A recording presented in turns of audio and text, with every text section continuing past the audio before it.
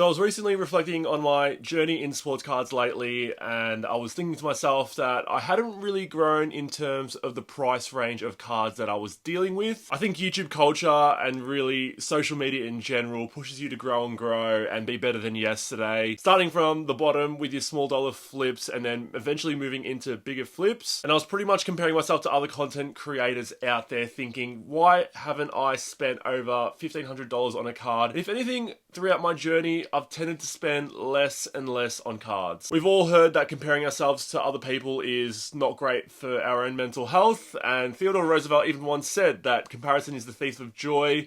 And in saying so, I'm not saying all comparisons are bad, because sometimes they also can motivate you. But after some reflecting, I've pretty much realized that I actually do prefer buying and selling low-end cards in contrast to high-end cards. Now, I'm not saying I'd never want to purchase high-end cards or do so in the future, or that I'm even putting people down, but I think it's just what I prefer when I'm scouring for pickups. And today I did want to highlight some reasons why, and who knows, you guys may relate to my story. So the first reason I do prefer looking for low-end cards over high-end is quite obvious, and it's that you don't need much money to start. I do feel like the majority of my audience do have similar characteristics to me. You probably work a job, and a lot of this sports card business is a hobby for you, or better yet for some, even a side hustle. Now, unfortunately, I don't have plenty of money to play around with, and I have things I do want to and have to save up for, so buying low-end cards is more realistic for me. And I think for a lot of you that do view my channel, you're probably like me, where you're more than happy to flip your cards to fund your PC, or perhaps make a little bit of extra cash on the side. But even with the small flips themselves, whether it's finding a $2 card and flipping it for $10 or $5 into $15, I still get that same thrill and satisfaction when I sell a card as I did when all of this boomed. I know a lot of people dislike Gary Vee, but I've always been a massive fan of him, and if you follow his Trash Talk series on YouTube, which for those that don't know it is him visiting garage sales and trying to buy items to flip for profit, you can see the genuine excitement he gets when he does find an underpriced item at a sale that he can sell for profit.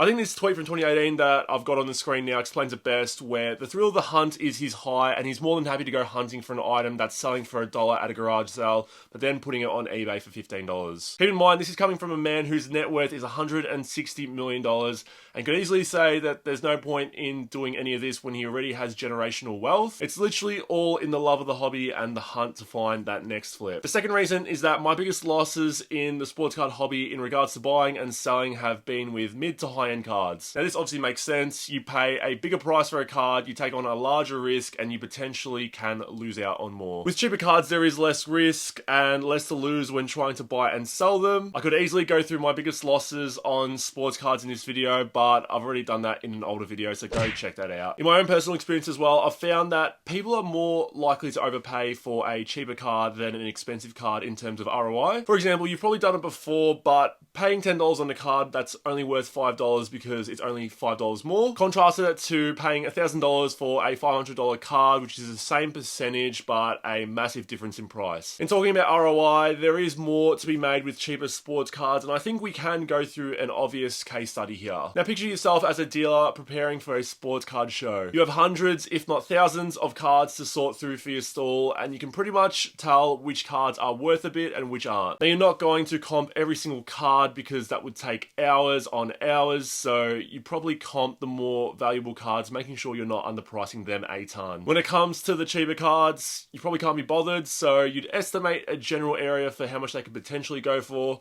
chuck a price in that area and chuck it into a value box. And here lies the value in value boxes, because they usually contain cards that haven't been comped properly. Now, I honestly think my favorite content on YouTube at the moment is watching people in the US go to card shows and going through value boxes to find some steals. Unfortunately, in Australia, I think we do lack the volume in terms of sellers and hence value boxes, but at the card shows we've had, I've definitely had a great time going through them and trying to find some deals. I do think there's definitely a little bit of skill involved in searching through value boxes in general, but it also comes with experience as well, so I would highly recommend going through them when you're at a card show next. Because the more you learn, the more you have a chance to buy that underpriced card. Another tip I'll quickly brush over, which I've talked about before, are looking at sports card lots. In my experience, I've found sports card lots another great way to make some money, and was really the key to me making money when I first returned to the hobby. Again, it's all about the work that you're willing to put in, and I've noticed with sports card lots on eBay, potential buyers usually can't be bothered at working out the true value of a lot. Just this week, I won this lot of 45 autographs for $128 US, which is averaged at just under $3 a card. This lot featured a Carson Edwards NTRPA, as well as some Hall of Fame autographs from Hal Greer, James Worthy, and others. And I generally valued the modern autographs that I knew and checked comps of any that I didn't, and I honestly think I got a great deal out of it. I have done content on why I love targeting sports card lots, which I'll leave it in the description down below, so make sure you guys do check that one out. Obviously, if low-end cards were 100% perfect, everyone would be doing it, but the main negative with them is that they do require more time and more effort. If you're working 40 to 50 hour weeks, you have a family, and you've got minimal time, I wholeheartedly understand why this sort of buying technique may not work for you. You've got to weigh out that